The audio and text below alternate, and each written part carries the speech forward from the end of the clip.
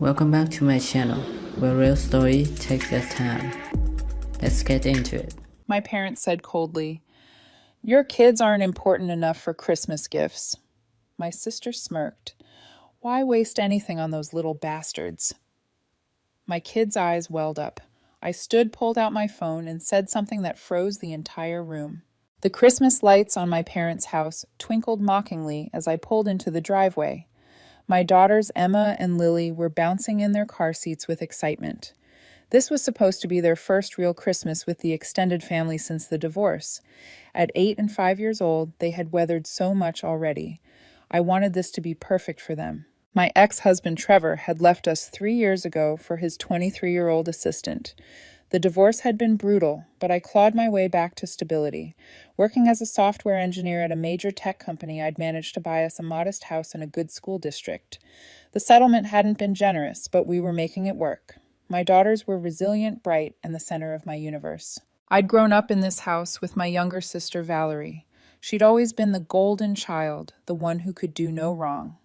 When she married Justin Park, a corporate lawyer from a wealthy family, my parents acted like she'd won the lottery.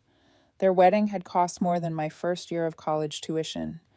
Meanwhile, when I'd married Trevor, a middle school teacher, my father had made snide comments about my modest aspirations. The front door swung open before we reached it.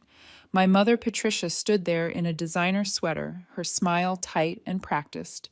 She hugged me briefly, her perfume overwhelming, then barely glanced at the girls. "Come in, come in. Valerie and Justin are here with the boys." My nephews Chase and Braden were 10 and 7. I heard them shrieking in the living room, presumably tearing through presents. The house smelled like pine and cinnamon, picture perfect as always. My father Robert sat in his leather armchair nursing a scotch, despite it being only 2 in the afternoon. "Hey, Dad," I said, guiding my daughters into the room. He nodded vaguely in my direction. "Traffic okay?" Before I could answer, Valerie swept in from the kitchen, carrying a tray of cookies. She looked immaculate as always, her highlighted hair perfectly styled, her cashmere dress fitting. Like it had been tailored yesterday, which it probably had been. "Oh, you made it," she said, her tone suggesting this was somehow surprising. "Girls, go play with your cousins." Emma and Lily approached the boys tentatively. Chase looked up from his new gaming console and sneered. "We're busy. Go away." "Chase, be nice," Valerie said absently, not even looking at him. The afternoon dragged on with forced small talk. Justin dominated the conversation with stories about his latest cases, each one designed to showcase how successful and important he was. My mother hung on every word. I tried to engage Emma and Lily in decorating cookies, but Valerie kept interrupting with passive-aggressive comments about sugar intake and childhood obesity. When dinner was served, the seating arrangement spoke volumes. Valerie and her family sat at one end of the table with my parents, while my daughters and I were relegated to the other end, almost like we were at a separate table entirely. The roast was dry. The conversation was stilted. Emma kept trying to tell my mother about her school play, but Patricia would glance at her phone or ask Justin another question before Emma could finish. After dinner, my father stood and cleared his throat. Present time. The living room erupted in chaos as Chase and Braden tore into an avalanche of gifts. A new bicycle for Chase, the latest video game system designer clothes, sports equipment, gift cards, totaling what looked like several $100s. My parents beamed as each present was opened, documenting everything with their phones. Emma and Lily sat on the couch, watching with wide eyes. They had brought small handmade gifts for everyone, cards they'd decorated themselves. Those gifts sat ignored on the side table. The pile of presents dwindled, then it was gone. Emma's hand crept into mine. "Mom," she whispered, "is it our turn?" My stomach dropped. There was nothing under the tree with their names on it, not a single package. I turned to my mother.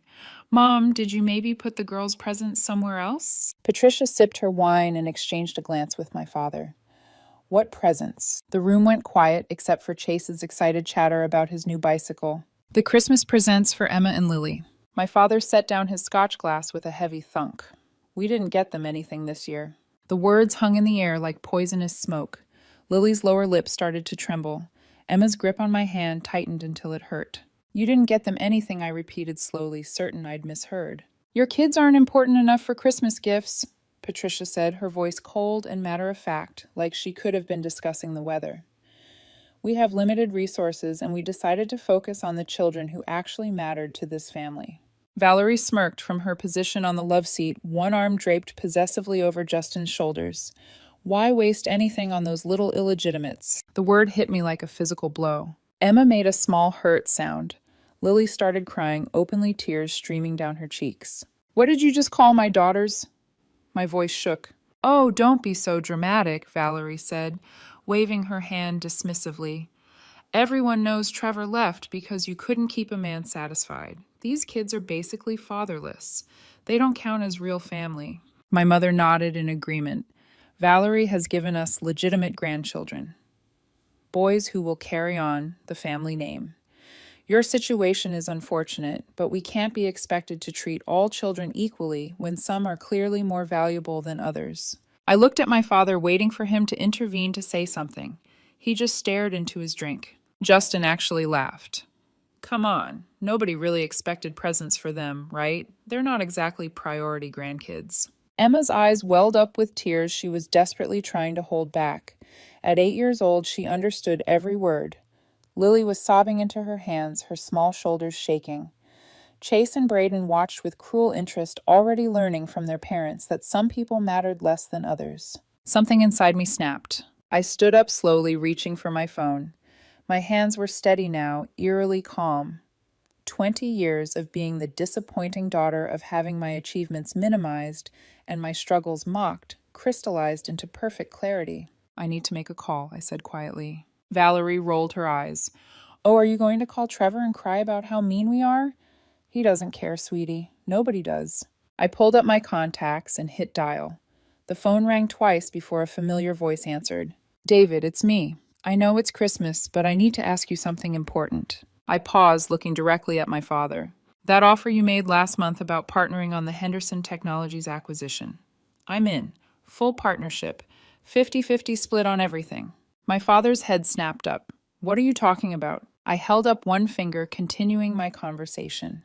Yes, I'm sure. I'll bring my full investment portfolio. The stock options, the savings, all of it. We're talking about $30 million. Correct. Another pause. Perfect. I'll have my attorney draw up the papers this week. Thanks, David. Merry Christmas. I ended the call and looked at my family. The room was completely silent now. What was that? My father demanded, his face reddening. That was David Henderson. His family owns Henderson Technologies, the company your construction business has been trying to partner with for the past 18 months. I sat back down and pulled my daughters close. Did you know I went to MIT with David? We've stayed friends. When his company started looking for investors last year, he approached me first. My mother's wine glass paused halfway to her lips. You don't have that kind of money. Actually, I do. My salary at my tech company is $240,000 a year. I've been there for 9 years, including stock options that have multiplied in value. I've been investing carefully since college, plus the insurance payout from Grandma Ruth's policy that she left specifically to me. I smiled without humor. Remember the one you all assumed was worthless because she was just a crazy old woman who played the stock market? Turns out she was pretty smart. That $50,000 she left me 15 years ago has grown substantially. Valerie leaned forward, her smugness faltering. You're lying. MI David's company is merging with another tech firm next quarter. They need a capital injection for the expansion. My investment guarantees me a seat on the board and profit sharing on all future contracts. I turned to my father, including the contract your construction company desperately needs to stay competitive.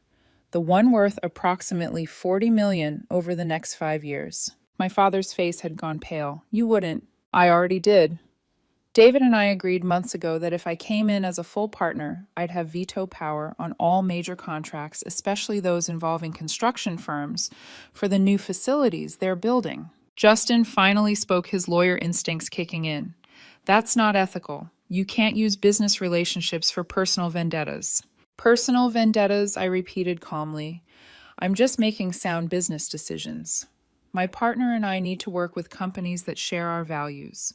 Companies that understand the importance of family, of treating all people with dignity and respect. I looked at each of them in turn. Does your company share those values, Dad? The implications settled over them like a fog. My father's construction business had been struggling for years. This contract would save it, set them up for a comfortable retirement. Without it, they'd likely have to sell at a loss within 2 years. "You can't do this," my mother said, her voice cracking. "We're family." "Family," I repeated softly. "You mean like how you treated my daughters tonight, like they're worth nothing, like they don't matter." Valerie stood abruptly. "This is blackmail. This is business. Just like you all have always told me, business isn't personal, right? You make decisions based on value and return on investment. Well, I'm making a decision based on my values." I gathered Emma and Lily, who were still crying, but now watching everything with confused expressions. "We're leaving now. Girls, say goodbye to your grandparents. I suspect we won't be seeing them for a while." "Wait," my father said, standing up. "Let's talk about this." "There's nothing to talk about. You made your position clear. My children aren't important enough for a single Christmas present, not even a $5 toy. They're a waste of your resources. Those were your words." "We didn't mean," my mother started. "You meant exactly what you said. You've always meant it. I was never good enough because I didn't marry rich. My daughters aren't good enough because their father left. You spent my entire life making me feel less than Valerie. Tonight you made my children feel worthless on Christmas." My voice hardened. "So now you get to learn what consequences feel like." Justin was typing frantically on his phone. "The Henderson deal is real. They announced the merger last week. This is actually happening." Valerie's face went from smug to panicked. "Justin, do something. Use your legal connections." "There's nothing illegal about this," Justin admitted quietly. "She's within her rights." I walked to the door, my daughters on either side of me. Emma had stopped crying and was holding her head high. Lily still sniffled but gripped my hand tightly. "If you walk out that door, you're done," my father threatened. "You'll never be welcome back." "I'll take that deal," I said. "Enjoy explaining to your friends at the country club why your business is failing. I'm sure they'll be very understanding about how you treated your grandchildren." We drove home in silence for a few minutes. Then Emma spoke up from the back seat. "Mom, are you really not going to help Grandpa's company?" I glanced at her in the rearview mirror.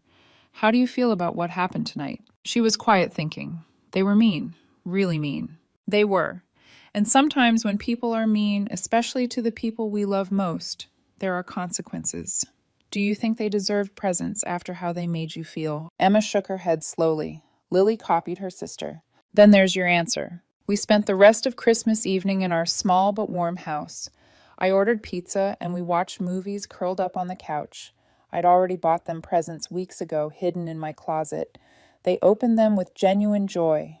Books, art supplies, the dollhouse Emma had been wanting. Nothing extravagant, but given with love. The next morning, my phone started ringing at 6 a.m. My father, my mother, then Valerie, all calling repeatedly. I let them go to voicemail. By noon, there were 17 missed calls and dozens of text messages ranging from angry to pleading. My mother's final text read, "Please call us. We need to talk about this. The family needs this contract." I texted back, "My daughters are family too. You made it clear they're not important to you. Now my priorities are clear to you." The calls continued for days. I blocked their numbers. Then they started showing up at my house. I didn't answer the door. On New Year's Eve, I received an email from Valerie. The subject line read, "You've gone too far."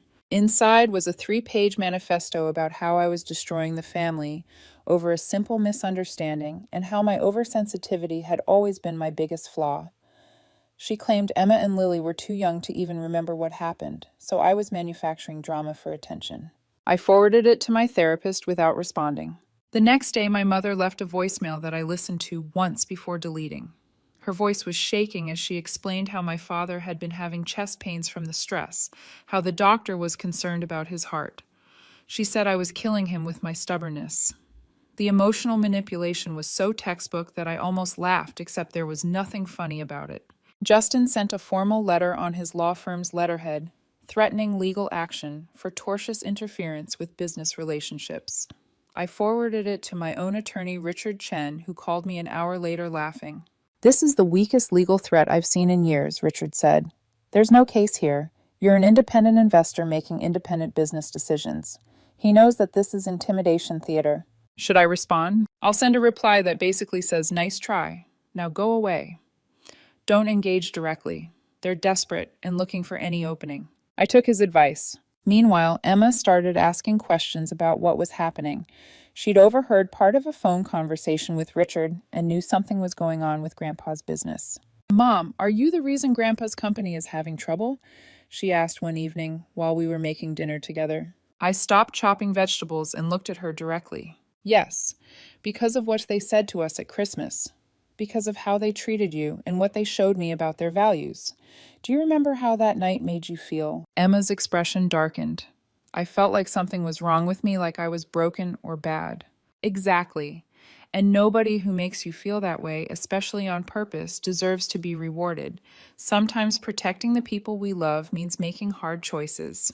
Are you worried you did the wrong thing? Her question caught me off guard with its perceptiveness. Sometimes I admitted. But then I remember your face when they said you weren't important enough, and I know I did exactly what I needed to do. She hugged me tightly. I'm glad you're my mom. The validation from my daughter meant more than anything my parents could have said. A week later, I ran into an old high school friend, Stephanie, at the grocery store. She'd always been friendly with Valerie, too, and I could see the discomfort on her face when she spotted me. "Hey," she said awkwardly. "How are things?" "Good. You?" "Fine. Fine." She hesitated, then lowered her voice. "Look, I've been hearing things about the family situation. Valerie's been talking." "I'm sure she has. She's telling people you're having some kind of breakdown, that you've become vindictive and unstable since the divorce, that you're taking out your failures on your parents." I felt anger flash through me but kept my voice level. "What do you think?" Stephanie looked uncomfortable. "I think there are always two sides to every story. But I also remember what it was like growing up around your family, how they always treated you differently than Valerie, so I'm not rushing to judgment." "I appreciate that." "For what it's worth," she added, "I saw your mom at the grocery store last week. She looked awful, like she'd aged 10 years. I didn't respond to that. After an awkward goodbye, we parted ways, but the encounter stayed with me. My parents were waging a social campaign to paint me as the villain, spreading their version of events through their network. I was being portrayed as an unstable, vengeful daughter who couldn't handle a simple family disagreement. Part of me wanted to defend myself, to tell everyone what really happened, but I realized that anyone who knew me would question their narrative, and anyone who believed it without asking probably wasn't worth having in my life anyway. 2 weeks into January, I met with David and his team. The partnership was formalized. My investment was secured. When the list of potential construction contractors came up for review, my father's company was on it. "This one," David said, pointing to the file. "Robert's firm. You know them." "I do. I can't recommend them." "Any particular reason?" "Company culture issues. I have concerns about their values and how they treat people." David made a note. "That's enough for me. We'll go with the Morrison Group instead." 3 days later, my father showed up at my office. Security called before letting him up. 5 minutes, I told them. He looked older than I remembered, his face haggard. "Your mother is beside herself," he said. "Valerie hasn't stopped crying. I imagine it's difficult watching your business circle the drain. I'm asking you to reconsider, please." Did Emma and Lily ask for anything unreasonable? Did they demand expensive gifts? Did they throw tantrums? I leaned back in my chair. "They sat there quietly and watched you shower their cousins with presents. They heard you call them unimportant. They heard their aunt call them vile names. And you said nothing." "We were wrong," he said quietly. "Is that what you want to hear?" "I want you to understand what you did. Those are children. My children. Your grandchildren. Whether you acknowledge them or not. You broke their hearts on Christmas because you decided they were less valuable than Valerie's kids. I'll apologize to them. We all will. An apology means nothing without changed behavior. And even if you meant it, the damage is done. Emma asked me the next day if there was something wrong with her, if she was bad, and that's why nobody loves her except me. She's 8 years old, and you made her feel defective." My father's eyes were watering. "I'll do anything. Then you'll learn to live with your choices, just like I've had to live with being the disappointment. Just like my daughters have to live with having an absent father and grandparents who reject them. This will ruin us. Then you'll understand how it feels to lose everything." I stood. "Your 5 minutes are up." He left, shoulders slumped. I felt no satisfaction, no triumph, just a hollow ache where my family used to be. The contract went to the Morrison Group. My father's business struggled through the rest of the year. I heard through mutual acquaintances that they'd had to lay off workers and scale back operations. My mother stopped going to her society luncheons, embarrassed by their reduced circumstances. Valerie and Justin were still fine, of course, but the gravy train from my parents had slowed considerably. By late spring, I'd already invested in therapy for my daughters. Emma, in particular, needed help processing the rejection. The therapist told me I'd done the right thing by protecting them from further toxicity. Children internalize these messages, Dr. Patterson explained during one of our sessions. If you'd allowed continued contact, they would have grown up believing they deserved that treatment. You showed them their worth by refusing to accept less. In March, I received a letter. It was from my mother, handwritten on her monogrammed stationery. I've had months to think about Christmas, it began. Your father and I were cruel, more than cruel, unconscionable. We favored Valerie her entire life, and we extended that favoritism to her children at the expense of yours. There is no excuse. I've been seeing a therapist, which I probably should have done years ago. She's helping me understand how we created this dynamic, how we valued certain things, status, wealth, appearances, over what truly matters. I can't undo what we said to Emma and Lily. I can't take back years of making you feel less than. I'm not asking for forgiveness. I'm not even asking for contact. I just want you to know that I understand why you did what you did. I would have done the same thing in your position. I should have done the same thing long ago, stood up to my own mother's favoritism. Instead, I perpetuated it. Your daughters are lucky to have you. You're stronger than I ever was. With love and regret, Mom. I read it 3 times. Then I put it in a drawer. 2 more months passed. The school year ended. Emma was thriving in therapy, making friends, joining the drama club. Lily was doing well in kindergarten, her confidence rebuilding. We created our own little family unit, just the 3 of us. Some evenings were hard when they'd ask about grandparents or why their cousins didn't want to play with them anymore. But we talked through it honestly and age-appropriately. In June, several months after the partnership was formalized, David called me about a quarterly review meeting. The Henderson Technologies expansion was ahead of scheduled, profits exceeding projections. My investment had already appreciated by 18%. You have good instincts, he said. That Morrison Group recommendation was perfect. They're delivering quality work ahead of deadline. Glad it worked out. There's something else. Robert's firm reached out again, offering to undercut Morrison's pricing on the Phase 2 expansion. Significantly undercut, actually almost suspiciously low. Desperation move, I said. That's what I figured. Just wanted to run it by you. The answer is still no. Understood. My father declared bankruptcy in August.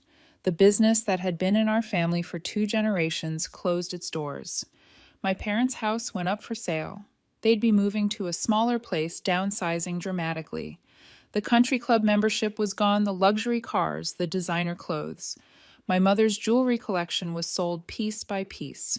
Valerie called me from a number I didn't recognize getting through my blocks. Are you happy now? She screamed when I answered. Mom and Dad have lost everything. Everything. And for what? Because we didn't buy your kids presents. No, I said calmly. Because you called them little illegitimates. Because Mom said they weren't important enough. Because Dad sat there and let it happen. Because all of you treated 2 innocent children like they were garbage on Christmas. They're fine. Kids are resilient. They are resilient because I taught them to be. Because I showed them that their worth isn't determined by people who don't value them. And I showed them something else, that there are consequences when you treat people as disposable. You're vindictive and petty. I'm protective. There is a difference. She hung up on me. I didn't hear from any of them again for months. September brought a surprise. My doorbell rang on a Saturday morning. I opened it to find my mother standing there alone. She looked different. Older, yes, but also somehow lighter. She wore jeans and a plain sweater. No jewelry, no expensive handbag. I'm not here to ask for anything, she said immediately. I just wanted to see if you'd let me say something. If not, I'll leave and never bother you again. I considered. Emma and Lily were at a friend's birthday party. 5 minutes. We sat on my porch. She didn't come inside. I've lost almost everything she started. The house, the lifestyle, the friends who only cared about what we could provide. Your father and I are living in a 2-bedroom apartment now. He's working as a project consultant for the Morrison Group. Ironically enough, took a massive pay cut. I know, I said. I keep track. Of course you do. She smiled sadly. Here's what I didn't expect. I'm happier now. Not happy, not after everything that's happened, but lighter. All that maintaining appearances, keeping up with the Joneses, making sure Valerie had everything she wanted, it was exhausting. It was empty. I'm glad you've learned something. I've learned I was a terrible mother to you. I've learned I valued the wrong things. I've learned that I destroyed relationships with my own grandchildren for the sake of some twisted family hierarchy that never mattered. She looked at me directly. I'm not asking to see Emma and Lily. I'm not asking for reconciliation. I just needed you to know that you were right about all of it. Why are you really here? She pulled an envelope from her purse. This is from the sale of my jewelry. $10,000. It's for Emma and Lily for college funds or whatever you think is best. It's not enough. Not remotely enough to make up for anything, but it's all I have left of value. I didn't take the envelope. They don't need your money. I know, but I need to give it. Please let me do this one thing. I thought about it, about my daughters, about the lessons I wanted them to learn about grace and consequences and the complicated nature of family. I'll put it in their college funds, I said finally, and I'll tell them it was from you. But this doesn't change anything. You don't get access to them. Not yet. Maybe not ever. I understand. If you want a relationship with them someday, you'll need to do years of work. Therapy. Real change. And even then, it'll be their choice, not mine. That's more than fair. She left the envelope on the porch railing and stood to go. At the steps, she paused. You're an extraordinary mother. I hope someday I can tell my granddaughters that myself. But if I never get that chance, I want you to know I see it. And I'm sorry I never saw it before. She walked away, got into a 10-year-old sedan, and drove off. I sat there holding the envelope for a long time. Inside was a check and a note for Emma and Lily, who deserve so much better than what we gave them with love from their grandma. When the girls came home, I sat them down and explained that Grandma had sent them something. Emma, now 9, was thoughtful. Does this mean she's not mean anymore? It means she's trying to be better. But trying isn't the same as succeeding. People have to show us who they are over time, not just once. Are we going to see her? Not right now. Maybe someday if she keeps trying, but only if you want to. Lily, now 6, asked, Does she love us now? The question broke my heart. I think she always loved you, baby. She just loved other things more, and that's not okay. Love is supposed to be the most important thing. A year passed. My parents were still in their small apartment. My father worked steadily, apparently good at his job, even without the prestige. My mother had taken a part-time position at a library, something she'd mentioned in one of her letters. Valerie and Justin's marriage had fallen apart, and I learned through a brief, bitter voicemail from Valerie that she blamed me for that too, claiming the family stress had destroyed the relationship. She was getting divorced and moving across the country. After that single message, I never heard from her again. My mother sent birthday cards to the girls. Not expensive ones, just simple cards with handwritten notes. Thinking of you. Hoping your day is special. She never asked for anything in return. In December, 2 years after that fateful Christmas, another envelope arrived. Inside was a card with a simple message. I know I have no right to ask this, but if you're ever willing, I'd like to try to be a real grandmother. I understand if the answer is no. Either way, Merry Christmas to Emma and Lily. I think about them every day. I showed it to the girls. Emma read it carefully, then looked at me. What do you think, Mom? I think it's your choice. Both of you. We could invite her to lunch somewhere public and see how it goes. But if either of you feels uncomfortable at any point, we leave. No guilt, no pressure. They conferred in that way siblings do, whispering to each other. Finally, Emma nodded. We could try, but just lunch. We met at a casual restaurant the following week. My mother arrived early, looking nervous. She brought small, thoughtful gifts. A book for Emma about theater, since I'd mentioned in an email that Emma was in drama club, and a stuffed animal for Lily that wasn't expensive but was clearly chosen with care. The lunch was awkward, but not hostile. My mother asked questions about school, about their interests, and actually listened to their answers. She didn't make excuses for the past. When Emma asked why she'd been so mean before, my mother said simply, I was wrong. I cared about things that didn't matter, and I hurt people who did. I'm trying to be better. Are you better? Emma asked with a child's directness. I hope so, but you'll have to decide that for yourself. We kept it short, less than an hour. At the end, my mother asked if she could write to them sometimes. Emma and Lily agreed cautiously. Over the following months, there were letters. My mother wrote about books she was reading, birds she saw at the park, small details of her life. She asked about their activities and actually remembered what they told her. When Emma's school play came around, she asked if she could attend. I agreed with the caveat that she'd sit separately and leave immediately after if requested. She came, sat in the back, applauded enthusiastically for Emma's performance. Afterward, she told Emma how proud she was, gave her flowers, and left without trying to extend the visit. It was slow, gradual. There were setbacks, moments when my mother would say something that revealed old thought patterns, moments when the girls pulled back uncertain. But there was also progress. My father was a different story. He'd send a few messages, but they always felt more about his guilt than about my daughters. I kept him at a distance.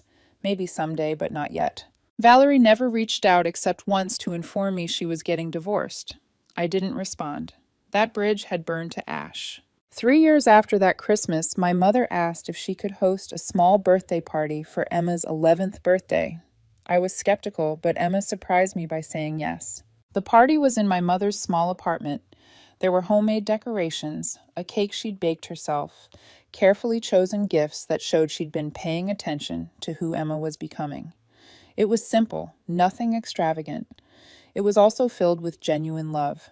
At the end of the party, my mother pulled me aside. "Thank you for giving me another chance. I didn't give you anything. They did, and you earned it. I wish I could go back and do everything differently. You can't. None of us can, but you're doing the work now, and that matters." She nodded, tears in her eyes. "I love them. I hope they know that.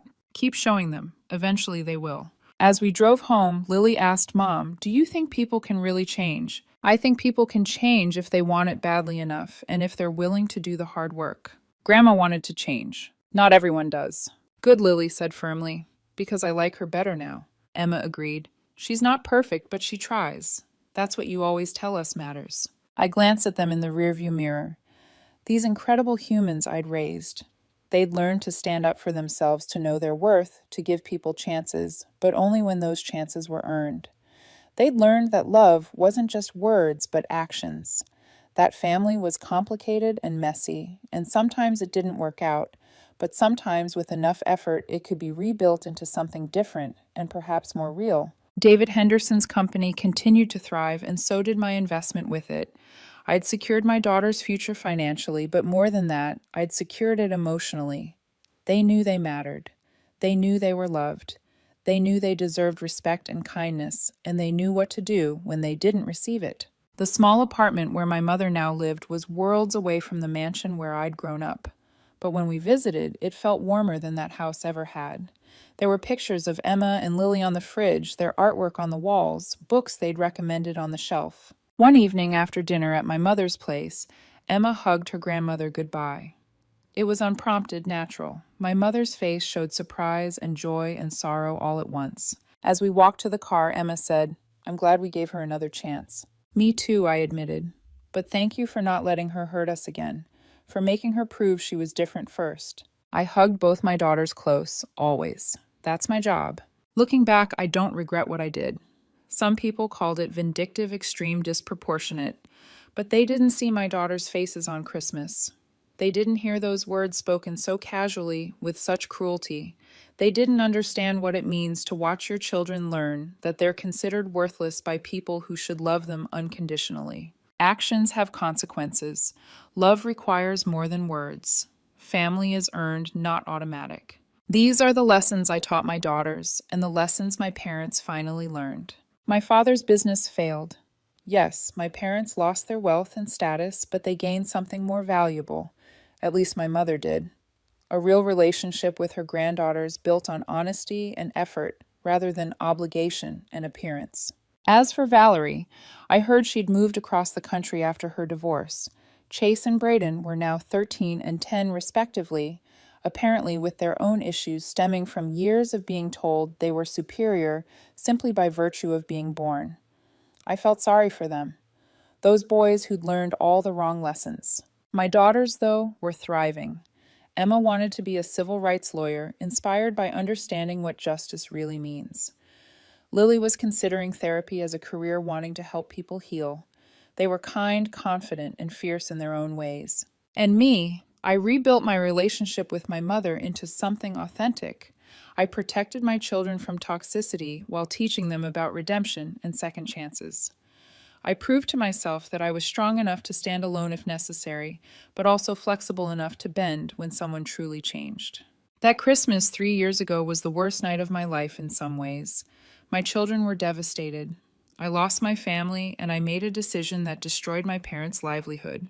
But it was also the night I drew a line in the sand and said enough. The night I chose my daughters over everything else, which is what I should have been doing all along. Would I do it again? In a heartbeat? Because Emma and Lily know without question that they matter, that they're worthy, that they're loved. And no amount of money, status, or family harmony is worth more than that. While my daughter was fighting a fever in the ACU, the family chat was silent. Then out of nowhere, my mom messaged, "Your brother could really use $7,000 for his honeymoon. You're doing well, right?" I said nothing. I just cut her off. The next day, my dad called 6 times. On the 7th, I answered and heard, it was 3 in the morning when I first saw the numbers on the thermometer. 104.7. My daughter Lily was shaking, half conscious, whispering things that didn't make sense. I rushed her to the ER barefoot. No jacket, just a sweatshirt I had thrown over my pajamas.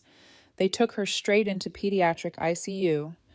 I signed forms with shaking hands while nurses spoke in clipped terms I couldn't fully process.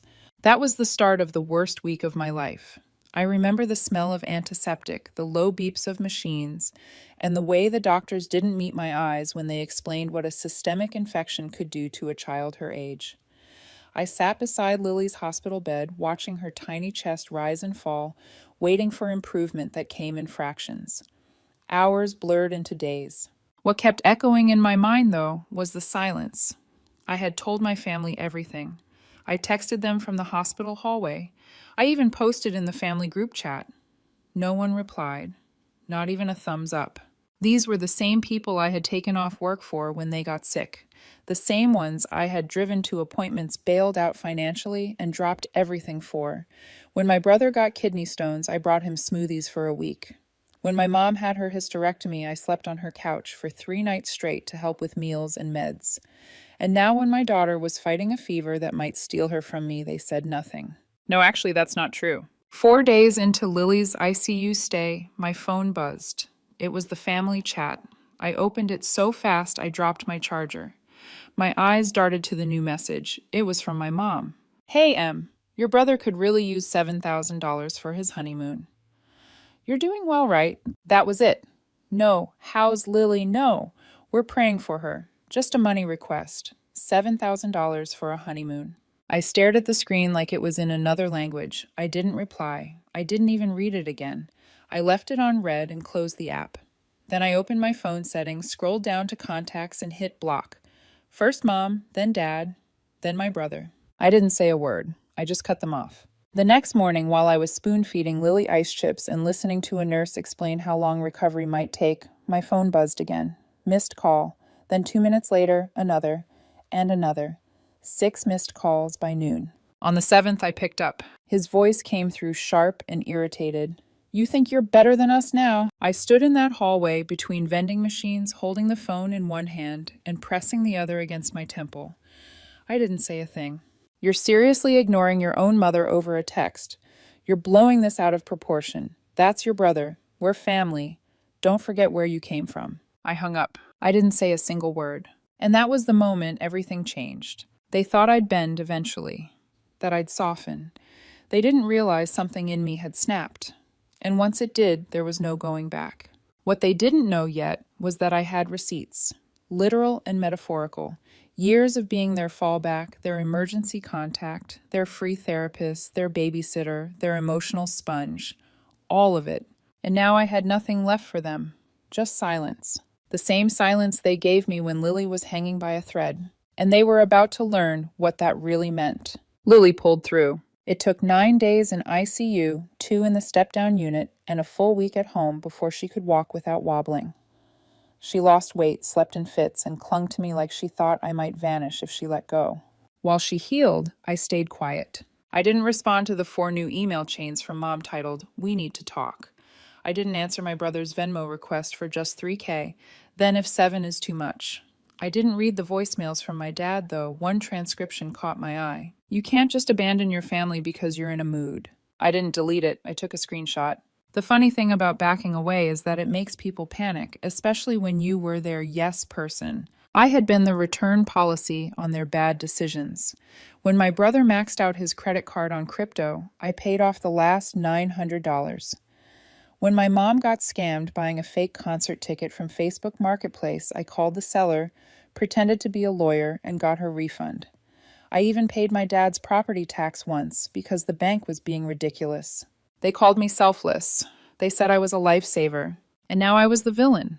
Unreasonable. They didn't call to ask about Lily. Not once. No flowers. No card. Not even a knock at the door.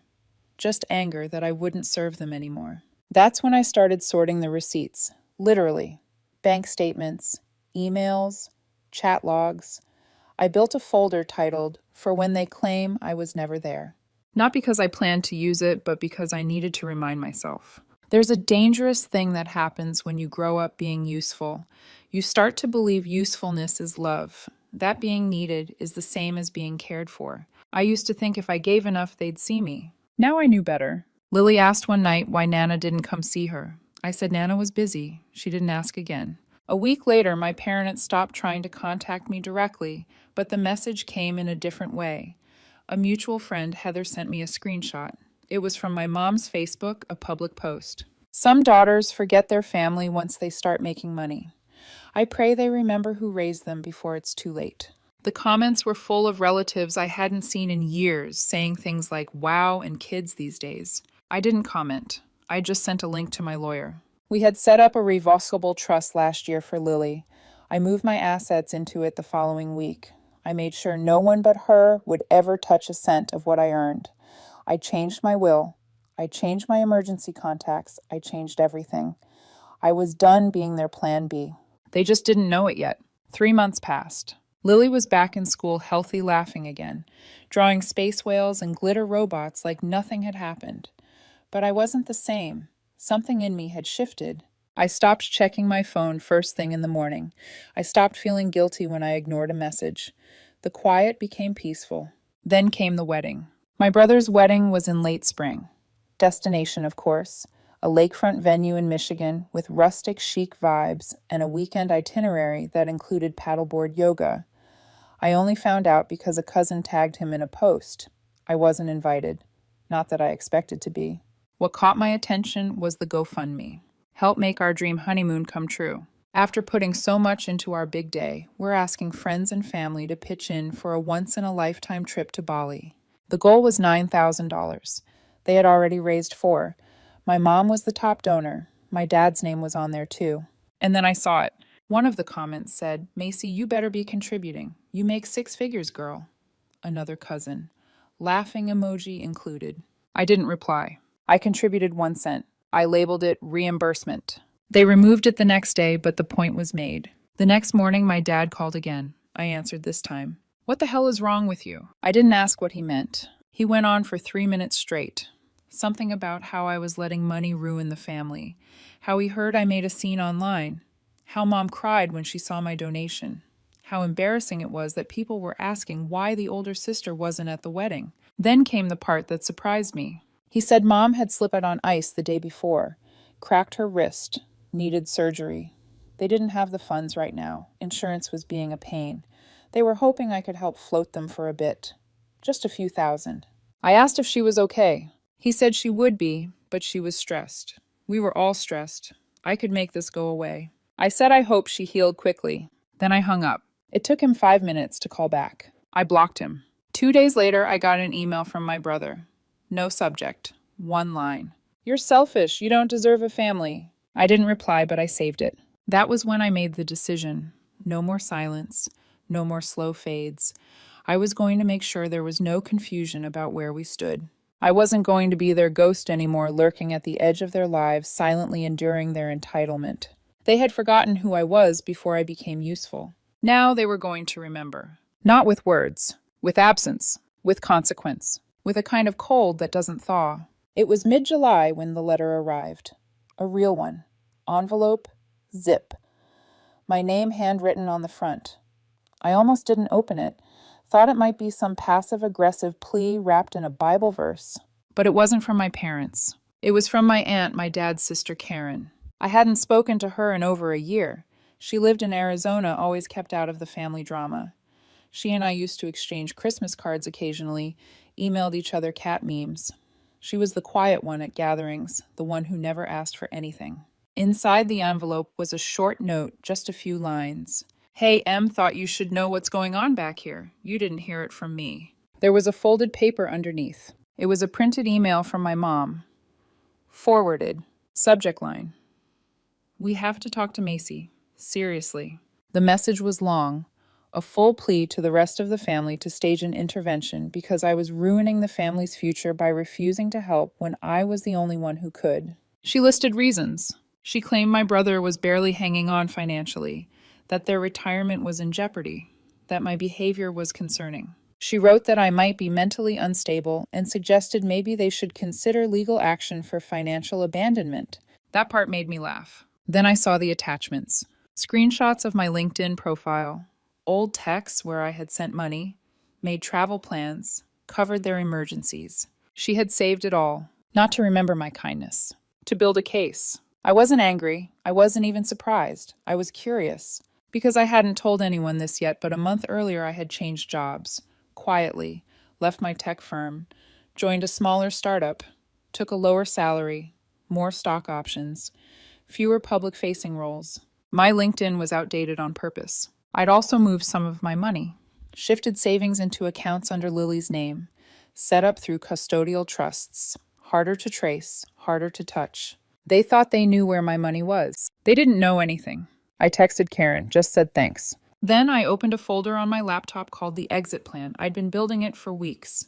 A will revised, a financial breakdown, a long letter to Lily for when she turned 18. But there was something I hadn't done yet, something final. So I opened a blank email to Mom, Dad, and Jake. Subject line, nothing. I kept it short. I see now. I was never family. I was just funding it. You've made it clear who you are. Let me be clear who I am now. You will receive nothing. Not now. Not ever. Consider this permanent. I attached a PDF. It was my own list. Every dollar, every flight, every favor. Every night I showed up, sat at a hospital, covered a bill, held someone's hand while mine shook. I titled it Return Not Required. Then I hit send. And that was when I knew what real peace felt like. Of course I didn't expect what happened next. Because 6 days later, I got a call from a blocked number. I let it go to voicemail. The message was 5 words. Dad's been arrested. Call me. The voice wasn't familiar. Male, older. Definitely not my brother, not my dad. I didn't call back. I waited. 3 hours later, the news hit my inbox. A Google alert. My dad's name linked to a local article. Something about a fraud investigation. I clicked so fast I almost dropped my coffee. Turns out my father had been running a fake consulting business taking deposits from small companies for work he never intended to do. The article said there were 6 victims so far, one of them a church. He'd been arrested on charges of wire fraud and misrepresentation. They found fake invoices, shell accounts, paper trails. He had been using my name. That part hit like a punch. He'd claimed I was his partner. Even listed me on a fake company bio page as Director of Finance. My old photo copied from LinkedIn, my credentials embellished. All those times he'd asked me how things worked in startups, or what contracts usually look like, under the guise of casual conversation. It hadn't been small talk. He'd been building a cover. I didn't call anyone. Instead, I called a lawyer, a real one this time. Not for estate planning, for criminal defense support. We drafted a formal statement, filed a cease and desist. Then I emailed the church he defrauded. Explained everything, attached legal letters, and wished them luck. I thought maybe, just maybe, that would be the end of it. But then my brother showed up, not figuratively, literally, at my door. I don't know how he found my new address. Probably Karen. He always meant well. I opened the door just enough to see his face. He looked thinner than I remembered. Wedding ring still on. He didn't say hello. He said they were going to lose the house. I blinked. They put it up as collateral, he went on. Mom didn't tell you. Dad used it to get a private loan last year. Now they're calling it in. I stood there. He stared at me like I was his last card in a very bad game of poker. "I know we messed up," he said, "but this is different. You're not going to let Mom end up on the street." It was the way he said it. Not a question. A statement. Like of course I'd help. Like that was still who I was. I didn't answer. I just stepped back and closed the door. He stayed there for a few seconds. I watched through this peephole as he stood on my porch, looked around, and muttered something. Then he left. The next day I got a voicemail from my mom. She didn't cry. She threatened. She said if I didn't help, she'd go to the press. Tell them I was complicit, that I knew about Dad's scheme, that I was in on it, that I'd benefited from it. She even said she'd sue for emotional damages. It was the most desperate thing I'd ever heard. So I did something cold. I sent her my lawyer's contact information and a screenshot of the trust. Then I wrote 2 words. Good luck. It took her 2 hours to email me back. All caps, paragraphs of rage, accusations, some biblical quote about forgiveness. I archived it, and I went to check on Lily. She was in the living room building a pillow fort. She looked up and smiled. The family I chose, the only one that mattered. And the storm I'd left behind was finally burning itself out. Only one part was left now. The part where they realized this wasn't exile. This was extinction. The foreclosure notice came through public records 2 weeks later. I didn't go looking. Someone from Karen's church group emailed me a link. My parents' house, 3-bedroom colonial, gray siding, the one I grew up in. Going to auction in 21 days. It had been in the family since 1992. They were losing it, and I felt nothing. Not guilt, not satisfaction. Just nothing. Like a door finally closing in a house I no longer visited, with people I no longer recognized. Lily had a play date that day. I drove her across town, dropped her off, sat in the car for a few minutes scrolling through old photos. Not of my parents. Of my daughter in that house.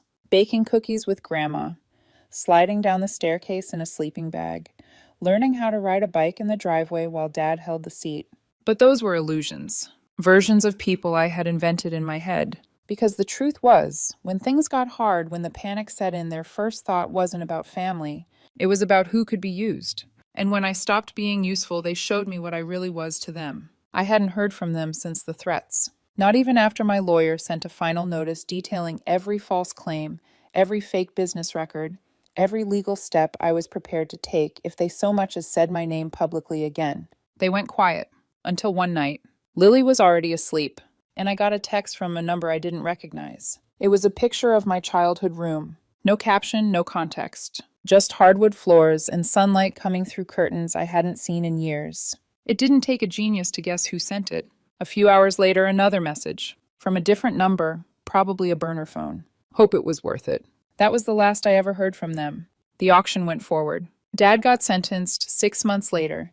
18 months probation, some community service, restitution to the victims. His mugshot was online for a while. Mom moved in with a cousin upstate. Jake and his wife filed for bankruptcy and divorced quietly. The honeymoon he crowdfunded never happened. The family chat has been silent since spring. Karen and I still talk sometimes. She sends Lily postcards. We keep it light. I never told my daughter everything, just enough. That not all family is forever. That people show you who they are when you stop doing things for them. That we can forgive without reopening the door. She's doing great now. Her fever never came back. She's learning piano, into astronomy, wants to be an inventor who builds machines that help sick kids. I told her I think she already saved one. We live simply, just the 2 of us. Quiet mornings, warm dinners, a home filled with softness, and no expectations of repayment. And in that silence where my parents used to live, there's no anger anymore. Just space. Exactly the size of a past I finally left behind.